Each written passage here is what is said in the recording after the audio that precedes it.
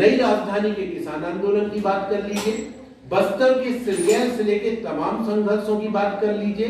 सरगुजा में लोग 300 किलोमीटर पदयात्रा चल के आते हैं, मुख्यमंत्री बोलते हैं कि हमें तो मिलने का कोई ऑफर नहीं। ये एक गंभीर सवाल है। इस प्रेस वार्ता के माध्यम से हम ये भी उठाना चाह रहे हैं कि सरकार इस प्रदेश के मेहनतकश मजदूर, किसान, आदिवासियों के साथ जो संघर्ष है अपने अधिकारों के लिए, उनके साथ बातचीत से बच रही है। सरकार बातचीत नहीं कर रही है, ये अपने आप में बहुत बड़ा सवाल है। और कांग्रेस जिन आधारों पे सत्ता में आई थी, उसमें एक सबसे बड़ा ये सवाल था कि जनवादी संघर्षों का सम्मान और लोगों के संघर्षों के साथ जो आपकी खड़े रहने की जो बात थी, वो सत्ता में आके आप भूल गए हैं। तो निश्चित तौर पे हम ये भी मांग करते हैं कि कचांदोल के जो तमाम कर्मचारी हैं, उनसे सरकार को सीधे मुख्यमंत्री से बात करनी चाहिए, क्योंकि इस कॉलेज का अधिग्रहण मुख्यमंत्री के निर्देश पे हुआ है। तो मुख्यमंत्री को कर्मचारियों से सीधे संवाद करना चाहिए और उनकी मांगों को पूरा करना चाहिए। और सिर्फ कचांदोल के कर्मचारी नहीं, प्रदेश में ऐसे तमाम जो संघर्षों के साथ छत्तीसगढ़ सरकार को बातचीत करनी चाहिए। शुक्रिया। वही तो मैं कह रहा हूँ, क्या थोड़ा अपने आप में आंसू आ जाता है। हम सीएम से बात करने के लिए उसके घर तक आए, यहाँ बंगले में, रायपुर में 2 बार आए। दोनों बार हमने पत्र भी दिया और यहाँ पर बोले कि आप यहाँ वो एंट्री कराते हैं। मैंने खुद 10 बार एंट्री कराया। उसके बाद जब वो चुनाव में लगातार मिलाई गए, हर पंडाल में हम लोग ने जनसंख्या के साथ गए, पूरा पब्लिक वहां पर ले गए कि सर हमसे मिलेंगे। एक भी बार नहीं, हम लोग आंसू रो करके आए, कहीं पर भी हमको मिला नहीं। आज भी हम उसी आशा के साथ हैं कि सर हमसे मिलिए तो उसकी बात तो करिए। ये दुर्दशा है हम लोगों का, तो हम अपनी व्यथा कहाँ बताएं। इसीलिए हम लोग यहाँ आए कि कम से कम राजधानी में कुछ बात करें तो थोड़ा एक आए। स्वास्थ्य मंत्री जी का क्या कहना है? स्वास्थ्य मंत्री जी से हमारी 5 घंटे बात हुई और उन्होंने बातचीत करने का हमको कम से कम बुलाया, बातचीत किया।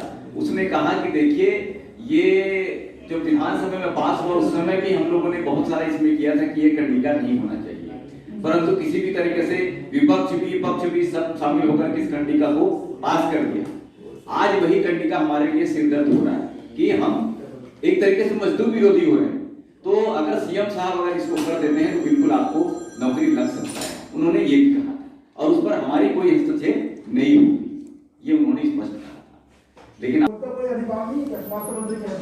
नहीं, वो कह रहे हैं कि उनका मैं हस्तक्षेप नहीं कर सकता, मुख्यमंत्री जी इसको आराम से कर सकते हैं। यही बात राज्यपाल महोदय वहाँ की कार्यरत बहन है, थे, बोल के पाए जाते हैं। कोई सवाल है तो आप इनसे भी सीधा सवाल पूछ सकते हैं। बोले नहीं बंद है। नेल डाउन सेरेमनी को देखा है, वहाँ पे तब तक बैच चलता रहा कि नीट के द्वारा एडमिशन होने के का कारण बताकर मैनेजमेंट की आर्थिक स्थिति कमजोर ऐसा बताया गया और फिर अधिग्रहण के लिए लगातार पत्र लिखा गया सरकार को।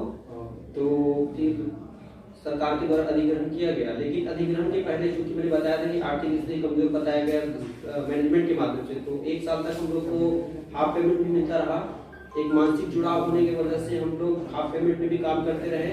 अधिग्रहण के दिन तक, घोषणा तक हम लोग को पता नहीं था कि इस कॉलेज का गवर्नमेंट के द्वारा अधिग्रहण हो जाएगा करके, और उस समय तक हम लोग डटे रहे। और आर्थिक स्थिति खराब होने के बावजूद, हाफ सैलरी मिलने के बावजूद, सरकार को हम लोग को लेना चाहिए, क्योंकि मेडिकल कॉलेज में हम लोग काम किए हैं, वही एनएमसी है, वही डायरेक्टरेट है जो उसको कंट्रोल करती है, वही यूनिवर्सिटी है जो मेडिकल और प्राइवेट दोनों यूनिवर्सिटी को दोनों को कंट्रोल करती है। दोनों मेडिकल कॉलेज को काम करने का तरीका सही है तो वही रहता है। वहाँ ये जो पढ़ के पास होते हैं प्राइवेट में और गवर्नमेंट में, दोनों का समान रहता है, तो कामकाज पूरा वही है। हम लोग तो काम वही है, तो फिर निश्चित रूप से सरकार को हम लोग को लेना चाहिए, क्योंकि हम लोग तो हमारी समस्या का समाधान करिए। उन्होंने चिट्ठी देखा और चिट्ठी में हम लोगों ने लिखा था कि माननीय रुद्र कुमार जी, ये हमने लिखा था, गुरु ने लिखा था, तो उन्होंने मेरे नाम के आगे आपने गुरु क्यों नहीं लिखा करके हमारे मुंह पे जो है कागज फेंक दिया। ये हमारे सरकार के, छत्तीसगढ़ सरकार के मंत्री का एक व्यवहार